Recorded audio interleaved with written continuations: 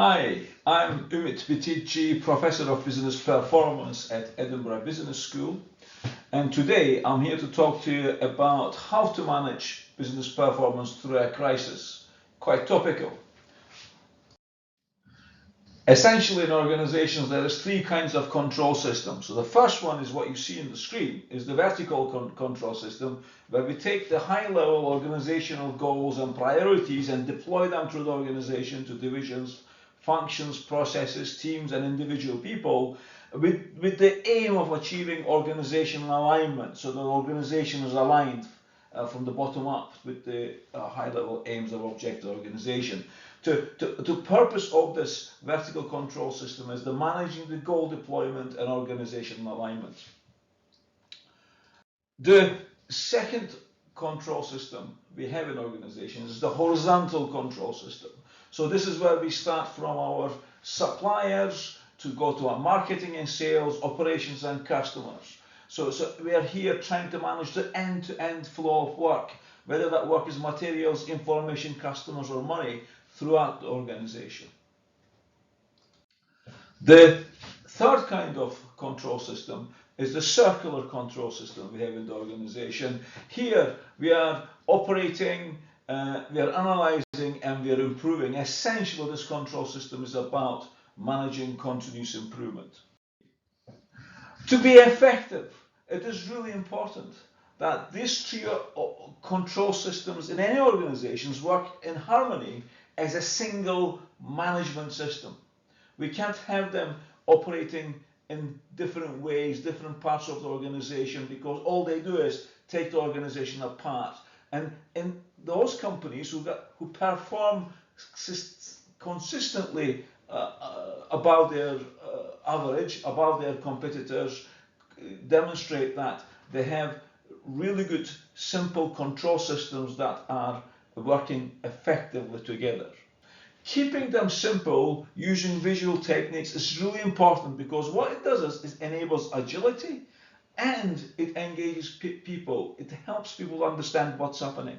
The example you have here is that at the top end here you have a strategy map on a reception of the company. And when you come into company, the first thing you see in the reception is this vertical control system. It shows what the high-level priorities are, how they are deployed throughout the organization, and the technique used here is a strategy map.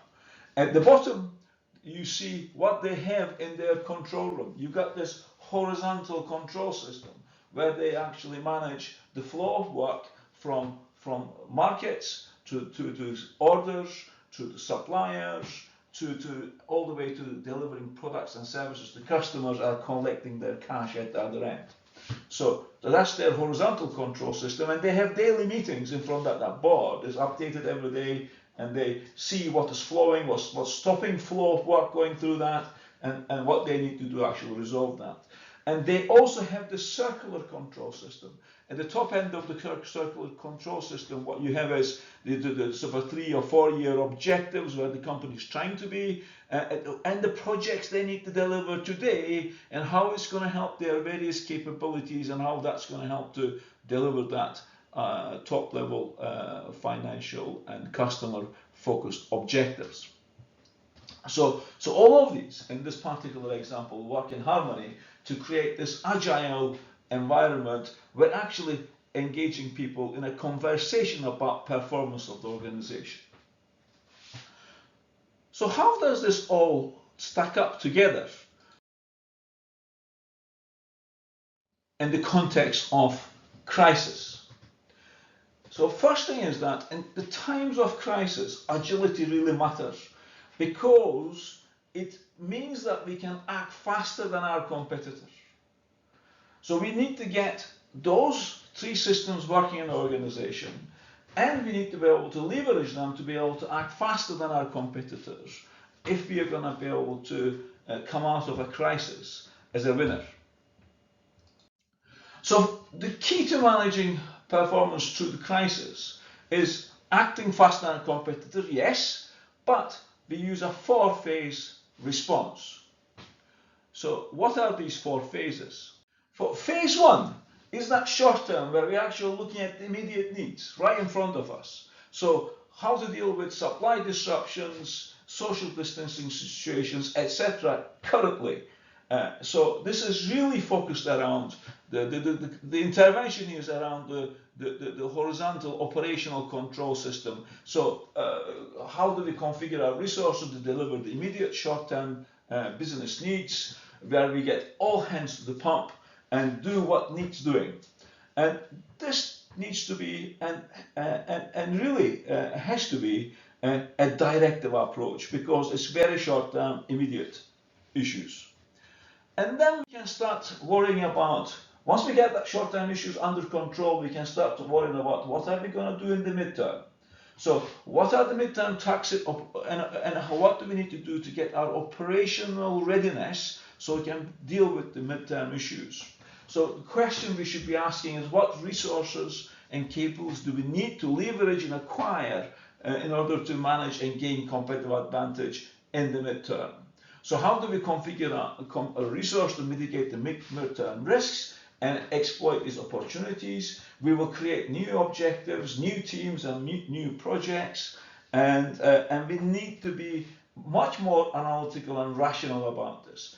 The impact that we'll have in our control systems is at the tactical side of our vertical control system, and obviously we need to make sure that our horizontal control system is actually configured to cope with that midterm tactics.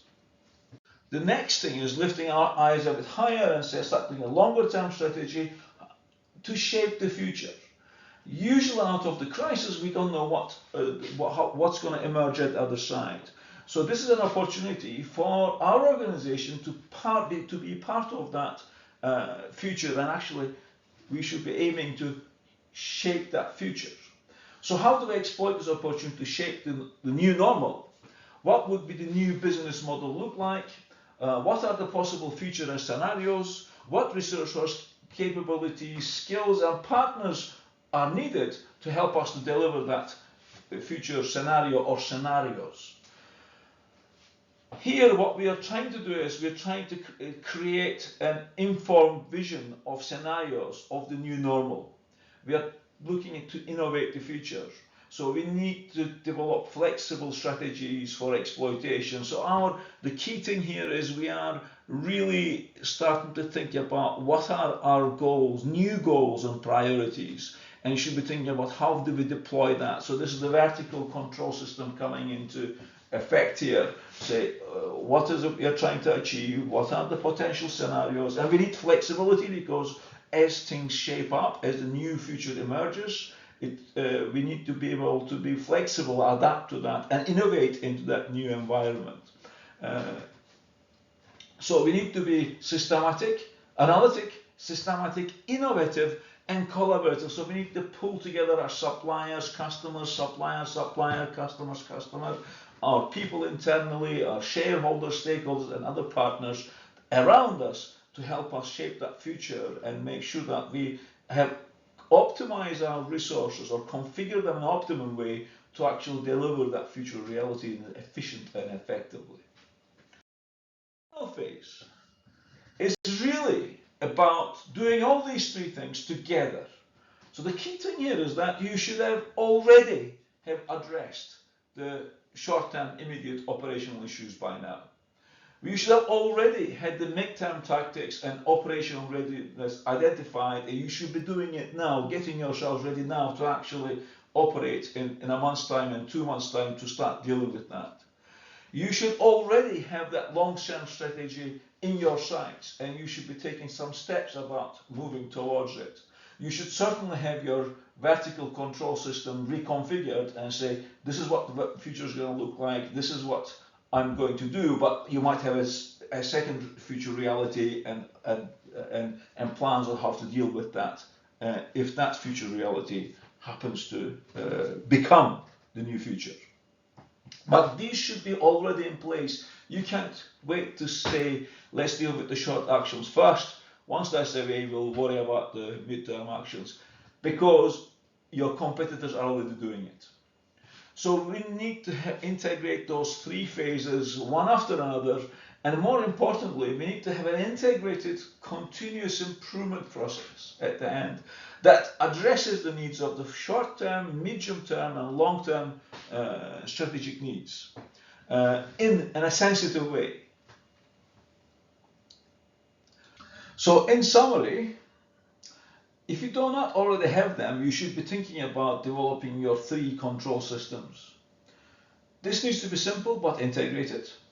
And don't worry if you haven't actually thought about them, because you usually have some sort of control system in place. It's just a matter of bringing them together and simplifying it. It doesn't take a lot of effort and it doesn't take long. You should also be thinking about getting your 4-phase response in place and deploying this through the 3 control systems. Thank you for listening. And for any inquiries on managing performance through crisis, please contact me directly through my email address. For any other inquiries on undergraduate and postgraduate and post-experience programs in Edinburgh Business School, please contact the email address that is listed on the screen. Thank you very much.